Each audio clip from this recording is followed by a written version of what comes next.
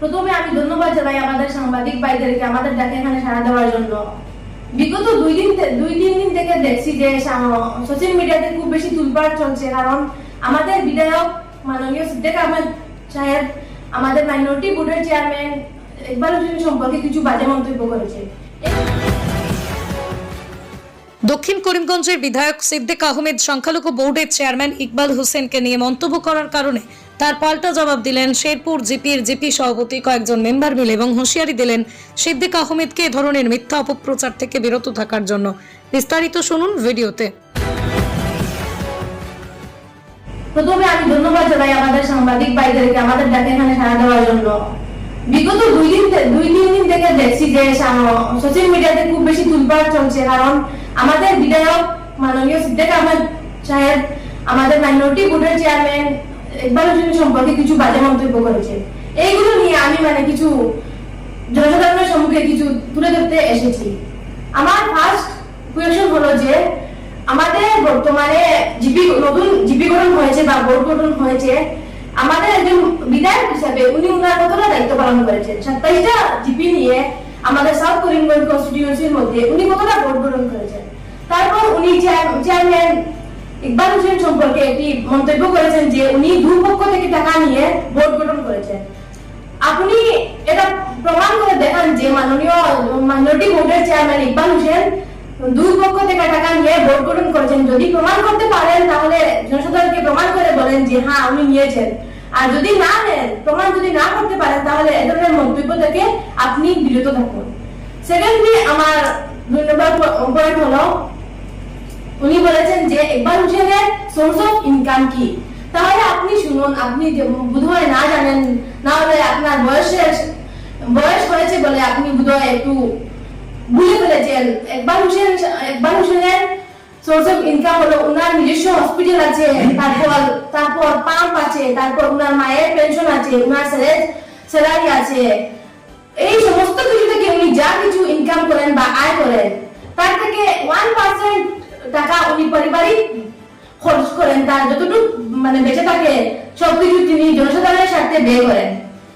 আপনি একজন বিধায়ক হিসাবে আপনি বোধহয় ব্যর্থ, কারণ উনি একজন রাজনৈতিক নেতা না হয়েও যতটুকু করেছেন, আপনি একজন বিধায়ক দুবারের বিধায়ক হয়েও এতটুকু করতে পারেননি। তাই আপনি আপনার ব্যর্থতা চাপা দিতে গিয়ে একজন সম্মানিত ব্যক্তিকে, একজন জনসাধারণ গরিব দুঃখী মানুষকে আপনি এরকম পার্সোনাল অ্যাটাক করে মন্তব্য করেছেন। সেকেন্ডলি আপনি বলেছেন যে উনি বলেছেন যারা ঈদগাহ ময়দানের জন্য উনি বলেছেন উনার ছেলের ইনকাম টাকা দিবেন, বা আপনি বলেছেন উনি যেখানে যান ওখানে গিয়ে বলেন যে উনার ছেলের ইনকামটা দিয়ে দিবেন।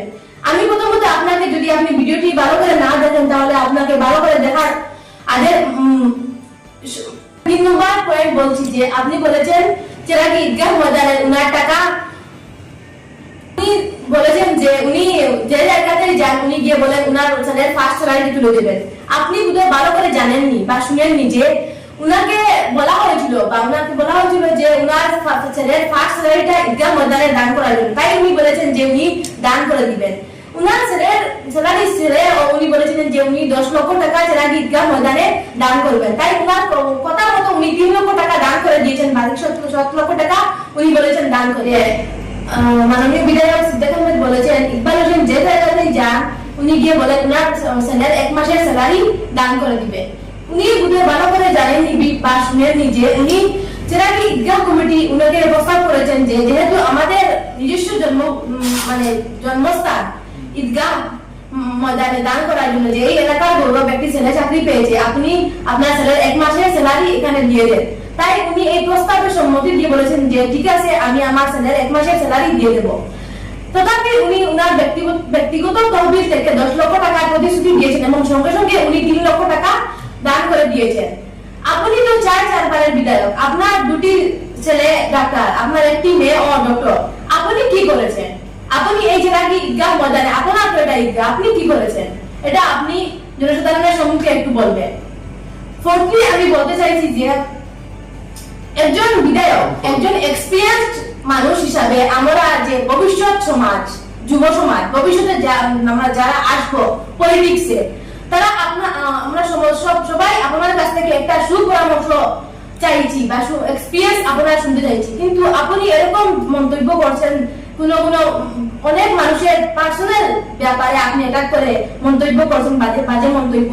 এগুলো মানে আমরা আশা করছি না, আপনার একজন বিধায়ক হিসাবে, সম্মানিত ব্যক্তি হিসাবে আপনার কাছ থেকে আমরা এইসব আশা করছি না। আপনাকে আমি পরামর্শ দিচ্ছি, একজন ছোট মানুষ হয়ে পরামর্শ দিচ্ছি যে আপনি ভালো চিকিৎসকের দ্বারস্থ হন, আপনি চিকিৎসা করান এবং আপনি আপনার সুস্থ সবল হয়ে থাকুন।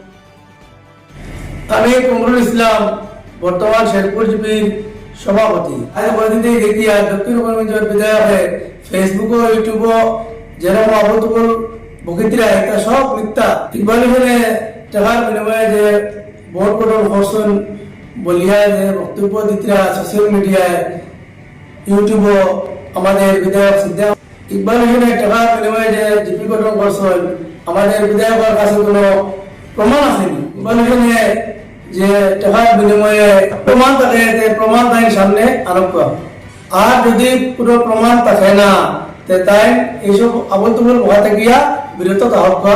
আমরা এই ভোট গঠন করতে ইকবাল হোসেনে সাহায্য সহযোগিতা করছেন। তৎসঙ্গে আসামের মন্ত্রী কৃষ্ণেন্দু পাল মহাশয় আমাদেরকে অনেক যথেষ্ট সাহায্য করে।